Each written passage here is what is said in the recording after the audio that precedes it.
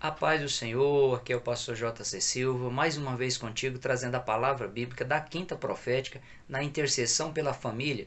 A palavra agora em vídeo, tendo em vista aí a não possibilidade do culto presencial na Grande Goiânia.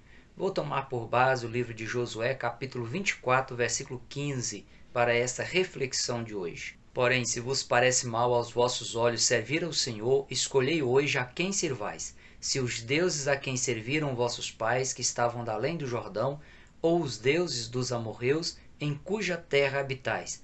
Porém, eu e a minha casa serviremos ao Senhor. Neste grande desafio proposto por Josué aos israelitas, ele toma a iniciativa como líder de sua família e também como líder da nação de Israel, e deixa clara a sua decisão pessoal em servir ao Senhor juntamente com a sua casa. Ele diz: eu e a minha casa serviremos ao Senhor. Este é um dos textos bíblicos que parece impossíveis de serem praticados ou aplicados na atualidade. Normalmente é mais confortável pensar que isso não é para a nossa época. E alguém pode até ponderar que antigamente era diferente, que na época de Josué ainda seria possível, mas que na atualidade não. Mas em que época Josué viveu? Quais as características daquela época e no que aquela época pode se assemelhar ou não com a atualidade? Para responder essas perguntas, vamos dar uma olhada nos capítulos 23 e 24 do livro de Josué. Josué, capítulo 24, versículo 1, deixa em evidência que aquela era uma época de transição. Josué já estava velho e ele precisava se posicionar diante de tudo o que estava acontecendo e concluir sua missão em seus dias de vida em conformidade com a vontade de Deus, deixando assim um legado positivo, consolidado e sustentável. Foi então que Josué reuniu Israel através de seus representantes, dos anciões, dos líderes familiares, dos juízes e dos demais oficiais da nação. Em Josué 23, versículo 3, Josué trouxe à memória do povo as grandes maravilhas realizadas por Deus, despertando assim a todos que existia a possibilidade de esquecimento por parte do povo das ações que Deus já havia empreendido em prol da nação. Por isso ele fez questão de rememorar as grandes ações, as maravilhosas ações realizadas por Deus. Josué capítulo 23, versículos 4 e 5, Josué conscientizou a todos de que ainda havia muito trabalho duro pela frente que deveria ser realizado. Ele não foi prepotente em imaginar que ele tinha feito tudo. As gerações futuras teriam que dar a sequência no trabalho e preservar o legado construído por ele na dependência de Deus. Josué capítulo 23, versículos 6 a 16, Josué ele passa a exortar o povo a se apegar a Yahvé Adonai e a não cair na tentação de imitar as práticas pagãs existentes na sua época, sob pena de atraírem sobre si a ira de Deus. Aquela época estava dominada pela idolatria, que podem ser representados hoje pelos santos canonizados e pelos ídolos midiáticos da atualidade, como os artistas, jogadores e modelos. Aqueles dias, como nos dias atuais, também era dominado pelo materialismo, pelo consumismo, pelas imoralidades sexuais, pela inversão de valores, pelo circunstancialismo, pelo imediatismo, pela banalização do sagrado, pela indiferença, pela desvalorização da família e por tantas outras coisas que distancia a humanidade de Deus. Em Josué capítulo 24, se utilizando de um discurso histórico, Josué ele repetiu as mesmas verdades que ele já havia acabado de dizer no capítulo 23 e reforça a necessidade de que fossem abandonadas as práticas pagãs, as práticas ímpias que infelizmente já haviam sido internalizadas pelos israelitas. Em Josué capítulo 24, versículo 14, Josué ele é enfático em convocar a todos a temer ao Senhor e a lançar fora as práticas ímpias e pagãs que estavam atraindo a ira de Deus sobre a vida da humanidade. No versículo 15, é o local, é o momento em que Josué ele formaliza e comunica a sua importante decisão. Porém, se vos parece mal aos vossos olhos servir ao Senhor, escolhei hoje a quem servais. Se os deuses a quem serviram vossos pais que estavam da além do rio, ou os deuses dos amorreus em cuja terra habitais. Porém, eu e a minha casa serviremos ao Senhor. A questão a ser respondida é: como conseguir essa façanha? Como abrir mão das práticas contrárias à vontade de Deus, mas que são comuns à sociedade da atualidade, e servir ao Senhor juntamente com a família. A geração atual tem demonstrado grande dificuldade em abrir mão das práticas contrárias à vontade de Deus, comum à sociedade ímpia na qual a igreja, na qual os cristãos estão inseridos na atualidade. E a culpa é um mau exemplo deixado pelas gerações passadas, também o mau exemplo deixado por muitos pais que se autodenominam de modernos e pela influência da geração pagã, idólatra, imoral, imediatista da hipermodernidade. É extremamente importante um olhar atento quanto ao comportamento dos pais na geração dos filhos, na criação deles e também na criação dos vínculos gerados na vida dos filhos com a família, para se alinhar à vontade de Deus e se conseguir servir ao Senhor juntamente e em harmonia com a família. A Constituição Federal Brasileira, ela reconhece no artigo 266 o conceito bíblico sobre família, quando no parágrafo 3º diz que, para efeito da proteção do Estado, é reconhecida a união estável entre o homem e a mulher como entidade familiar, devendo a lei facilitar a sua conversão em casamento. No Estatuto da Família, que tenta ganhar forma no projeto de lei número 6.583, apresentado em 16 de outubro de 2013 pelo então deputado federal e atual prefeito de Guararapes, no Pernambuco, Anderson Ferreira, que está em tramitação na Câmara dos Deputados, visa garantir a preservação da família e se prevenir contra a extinção da espécie humana, mas infelizmente em agosto de 2019 esse projeto de lei ele foi retirado de pauta devido aos questionamentos dos partidos de esquerda. É no ambiente familiar que os laços efetivos são manifestados através das emoções, dos sentimentos, acompanhados de prazer, de satisfação, do agrado e da alegria. É a partir do exemplo dos pais que a criança ela assimila e desenvolve a capacidade de experimentar sentimentos, emoções que vão determinar suas ações e não ações diante de quaisquer experiências ao longo de sua vida. E que também vai influenciar os filhos a decidirem servir ao Senhor, seguindo ou não o exemplo dos pais. Infelizmente, muitos jovens veem no casamento uma oportunidade de deixarem a igreja e seguirem seus estilos de vida fora da vontade de Deus. Tanto os que já são pais, quanto os jovens que pretendem se casar e terem filhos, precisam se conscientizar de que o convívio familiar exerce uma profunda influência no pensamento e na conduta de vida de uma pessoa. A falta de convívio dos princípios bíblicos na família gera adultos com vida espiritual raquítica e com grande risco de óbito espiritual. Os princípios bíblicos servem de base para a formação da estrutura familiar, para a formação dos filhos, para a construção de vínculos geradores de autonomia para os filhos na construção das suas próprias histórias de vida. Para Josué, as relações vinculares geradas no seio da família eram extremamente importantes. A atitude de Josué mostra como os pais devem exercer o sacerdócio paterno sobre os filhos, a fim de instruir a criança na disciplina e na admoestação do Senhor de forma prática. Eu e a minha casa serviremos ao Senhor foi a decisão acertada e corajosa de Josué. Com aquela declaração pública de fidelidade ao Senhor, Josué ele estava se comprometendo pessoalmente em dar exemplo, em fazer a sua parte.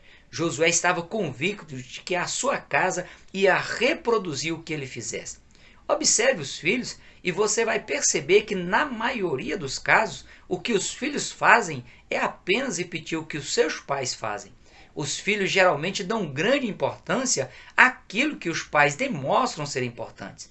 Sem dúvida, os vínculos gerados dentro da família internalizam nos filhos fatores que vão influenciar a formação da sua personalidade e consolidar a base de suas ações futuras, como também de suas não ações. As percepções da criança são aguçadas desde o período da gravidez e podem perdurar por toda uma vida. Mesmo não sabendo decifrar os sentimentos e as emoções experimentadas no ventre materno, a criança ela guarda este estímulo no seu subconsciente. E ao experimentar sentimentos idênticos na vida pós-parto, terá reações futuras boas ou ruins com base no que experimentou a partir do ventre materno. Os estímulos intrauterinos se consolidam como pontos de fixação durante o desenvolvimento da criança e caso a criança seja tratada de forma inadequada no dia a dia, os vínculos familiares negativos e deficitários se fortalecem e geram bloqueio de aprendizagem, dificuldades de relacionamento, recusa à iniciativa própria e ao desenvolvimento das competências naturais da criança, baixa autoestima, dificuldade de aceitação de si mesmo, espiritualidade deficitária ou plenamente morta, fazendo com que a criança projete nas outras pessoas da família ou mesmo na sociedade o que ela internalizou dentro de si. podendo até mesmo vir a praticar atos de violência, rebeldia, indiferença, desvio de conduta, podendo apresentar transtornos psicológicos ou levar a pessoa a buscar fora da família elementos que ela não encontra dentro da própria casa. A forma como os pais se relacionam com os filhos pode resultar na geração de adultos que tenham medo de lidar com seus próprios bloqueios ou de adultos com medo de se expor, de se socializar, de entrar em um processo novo de aprendizado devido ao receio de que tudo o que está fora dele pode prejudicá-lo, por isso se retrai. A angústia e a desconfiança serão manifestadas através do medo. A perversão será apenas uma tentativa de resolver as ansiedades através de mecanismos perversos. A construção dos vínculos familiares e a autonomia progressiva são de suma importância aos filhos para que eles se interessem de fato em servir ao Senhor em harmonia com a família. Os pais devem evitar provocar rupturas bruscas na criança, tais como ruptura brusca na amamentação, introdução em espaços educacionais sem trabalhar antecipadamente o psicológico da criança ou sem estimular a criança a entender a importância de se estar naquele espaço. Evite trocas constantes de igrejas sem motivos plausíveis que realmente justifiquem. A criança ela aprenderá a fugir de situações que ela precisa encarar e superar. Evite a absolvição e a introdução no seio da família das práticas ímpias e imorais do mundo hipermoderno. Evite se dirigir aos filhos com atribuições negativas, demonstrar rejeição ou preferências pessoais diferenciadas com os filhos e as filhas. Os pais nunca devem projetar nos filhos o fracasso familiar em decorrência do inadequado exercício dos papéis de pai e também de mãe. A família deve experimentar momentos de diálogo em que a criança ela tenha a oportunidade de se expressar, de tirar as suas dúvidas, mesmo que seja coisa tola ou sem importância para os pais. O ideal é o estímulo do diálogo por parte dos pais, a troca de informações e a existência de momentos lúdicos para a criança desenvolver suas habilidades criativas. Se os vínculos se desenvolverem de forma natural, a criança ela manterá a relação harmoniosa com a família, com ela mesma, com a sociedade e também para com Deus. Ela vai encontrar na família os seus referenciais e a motivação para os enfrentamentos aos desafios do dia a dia. David Cooper, psiquiatra sul-africano, ele assinala que o tipo de organização familiar atual torna os seus membros anônimos, já que a pessoa ela faz parte de uma família, mas é como se não fizesse. Infelizmente, isso também ocorre dentro das igrejas. Os pais se comportam como se as normativas bíblicas e institucionais não possuíssem tanta importância assim, que não precisa tanto compromisso com Deus. Não raras são as vezes que até parece que aquela família não é parte integrante da igreja. A grande probabilidade é de que os filhos cresçam com a mesma mentalidade. Um outro exemplo é observado pelo psicanalista francês Lacan. Ele acentua que do sujeito definido exclusivamente pela família, fica somente o nome escrito na lápide, pois ele não constrói uma história ligada àquela família que o definiu, que o gerou. A decisão definitiva tomada e anunciada por Josué em Josué capítulo 24, versículo 15, a parte B foi: eu e a minha casa serviremos ao Senhor. Isto porque, antes de qualquer instrução teórica, deve vir a prática de vida de forma exemplar. E o exemplo é o que os filhos precisam para acolher a demonstração do Senhor, viver de forma disciplinada, dignificar o bom nome da família e também da igreja, como também das demais instituições públicas ou privadas que eles vierem a fazer parte para se tornarem canal de bênção de Deus para a igreja, para a sociedade e isso de forma sustentável. O conceito de desenvolvimento sustentável é um tema que vem sendo fartamente discutido em todos os âmbitos sociais, tendo em vista aí a preocupação com a necessidade de crescimento econômico, garantindo a preservação do meio ambiente e o desenvolvimento social para o presente e para as futuras gerações. Este conceito ele foi estabelecido por Deus em Gênesis capítulo 2, versículo 15. E tomou o Senhor Deus o homem e o pôs no jardim do Éden para o lavrar e o guardar. As famílias e a igreja são mundos espirituais dinâmicos e precisam crescer e se desenvolver agora, mas sem comprometer as futuras gerações cristãs. É responsabilidade das lideranças, como também dos pais, a preservação dos princípios básicos sobre o mundo espiritual, como a reprodução da espécie humana dentro do padrão moral e ético instituído por Deus, a preservação dos habitats naturais, o relacionamento saudável e sustentável entre as espécies e proteger as diversidades biológicas existentes no planeta, o ecossistema e fazer o uso correto dos recursos naturais. Esses, dentre outros princípios, precisam ser observados e preservados, e isso precisa começar dentro da família. E a forma de se conseguir é a família se manter fiel, servindo ao Senhor em todos os tempos, em todas as situações e em todas as circunstâncias, adversas ou não.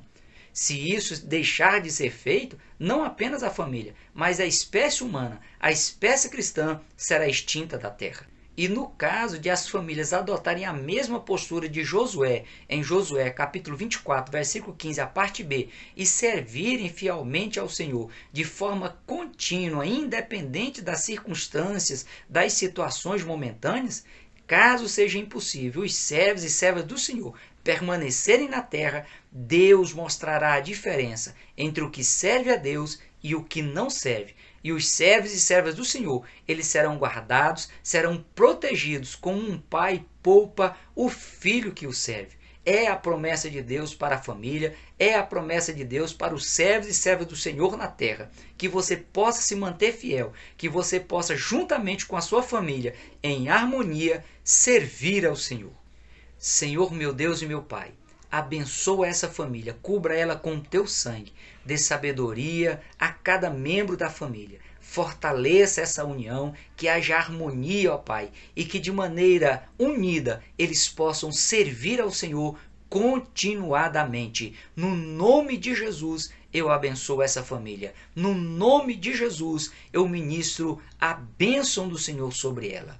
Prossiga na paz do Senhor.